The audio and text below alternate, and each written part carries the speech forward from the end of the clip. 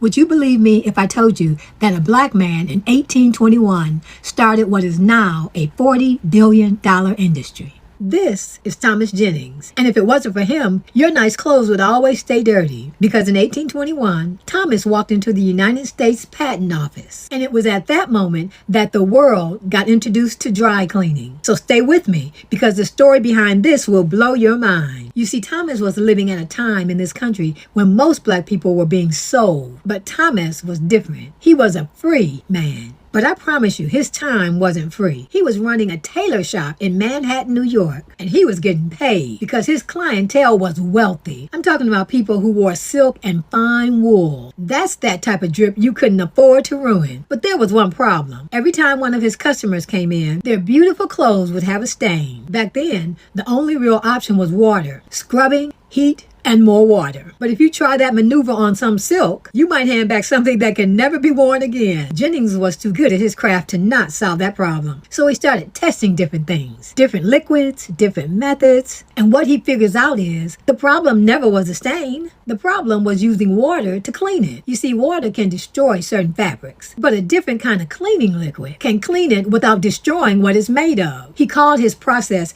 dry scouring, not because it was dry, but because it wasn't water. And it worked. Clients started trusting him with things they wouldn't take anywhere else. And here's where Jennings made a call most people in his position wouldn't. He thought, if somebody wants what I got, they're going to have to talk to my lawyer. So he took his invention straight to the patent office and filed. But this is in 1821, and the patent office is barely 30 years old. What that really means is the people who actually knew how to use patents were white and probably all connected. Thomas Jennings walked in as a free black man in a country that still legally classified most black people as property. He laid it all out, made his case, and they gave it to him. The first known United States patent granted to a foundational black American in a country where people who looked just like him were being sold. And here's where it gets crazy. But go ahead and like the video if you like it this far. You might be thinking, if Jennings was making the big bucks, what did he do with the money he was making from his business? Well, I'm glad you asked. This man bought his family out of slavery, his own family, who were enslaved. He bossed up and walked them all out as freedmen. The story doesn't stop there. In 1854, 33 years later after Thomas got that patent, his daughter was thrown off a New York City streetcar because she was black and she got in the wrong car. But Thomas and his daughter were not going for it. So she sued